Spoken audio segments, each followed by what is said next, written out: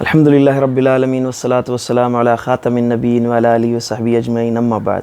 بسم اللہ الرحمن الرحیم۔ کیسے ہیں دوستو حضور نبی کریم صلی اللہ تعالیٰ علیہ وآلہ وسلم اہم معاملات میں ہمیشہ اپنے اہل خانہ سے مشاورت فرماتے اور ان کی حوصلہ افزائی فرمایا کرتے تھے۔ اگر ان کی رائے معقول ہوتی تو اس پر عمل بھی فرمایا کرتے تھے۔ ایک بڑا ہی لطف اندوز واقعہ سیرت طیبہ کی کتب میں آتا ہے کہ صلح حدیبیہ میں جب صلح کی ناروا اور یک طرفہ شرائط طے پانے کی وجہ سے صحابہ کرام رضوان اللہ علیہم اجمعین بڑے ہی رنجیدہ اور پریشان ہوئے، جب رسول اللہ صلی اللہ علیہ وآلہ وسلم نے صحابہ کرام رضوان اللہ علیہم اجمعین کو حکم فرمایا کہ قوموا فانحروا ثم احلقوا، کہ اٹھو، جلدی اٹھو اور کھڑے ہو جاؤ، تمام صحابہ قربانی کریں اور پھر اپنا حلق کرائیں، بالوں کو منڈوائیں۔ عجیب بات تھی کہ آپ صلی اللہ علیہ وآلہ وسلم نے یہ حکم 3 مرتبہ ارشاد فرمایا، لیکن کوئی بھی صحابی آپ کے حکم پر کھڑا نہیں ہوا۔ حالانکہ صحابہ کرام تو ان کا یہ معمول تھا کہ وہ نبی رحمت صلی اللہ علیہ وآلہ وسلم کے ایک اشارے پر اپنی جانیں قربان کر دیتے تھے، اپنے اہل و عیال گھر بار چھوڑنے کے لیے تیار ہو جاتے، اپنے اہل و عیال کو قربان کرنے کے لیے تیار ہو جاتے، لیکن آج کوئی بھی حکم کی تعمیل کرنے کے لیے آگے نہیں بڑھا۔ ان کی خاموشی اور حکم پر فوراً لبیک نہ کہنا حضور پر بہت دکھی اور ناگوار گزرا۔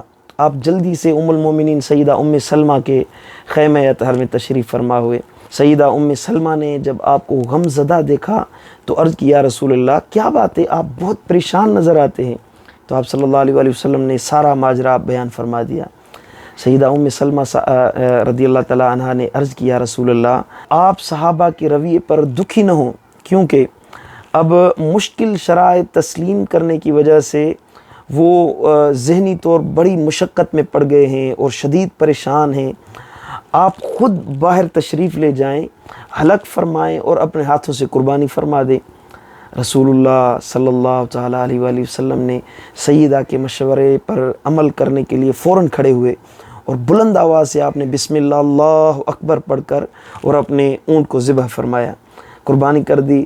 آپ نے حلق فرمایا، بس آپ کا جانور ذبح کرنا تھا کہ پھر تو سارے صحابہ جانوروں کی طرف لپکے اور قربانی کرنے لگے اور ایک دوسرے کا حلق کرنے لگے۔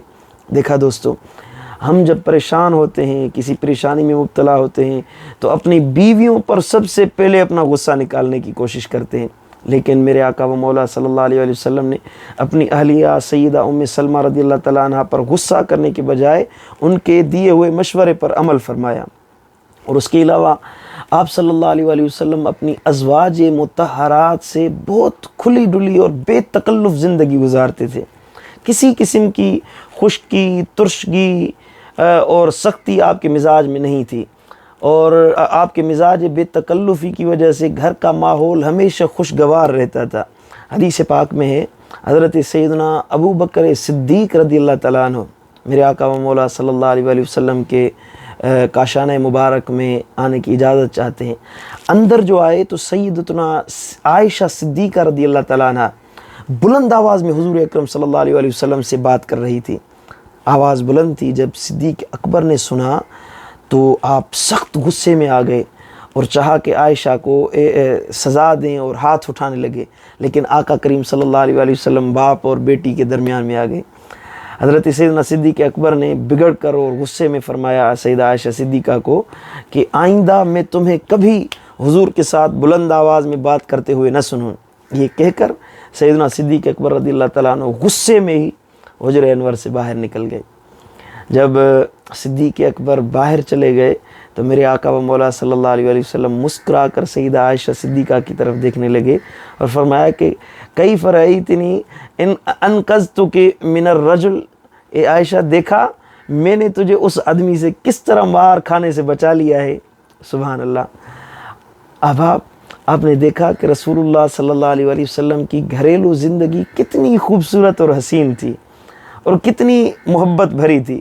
ہم بھی آپ کا طرز زندگی اپنا کر اپنے گھروں کو جنت کا باغیچہ بنا سکتے ہیں۔ اللہ تعالیٰ سے دعا ہے کہ اللہ ہم سب کو اپنے محبوب کی اطاعت اور فرما برداری نصیب کرے۔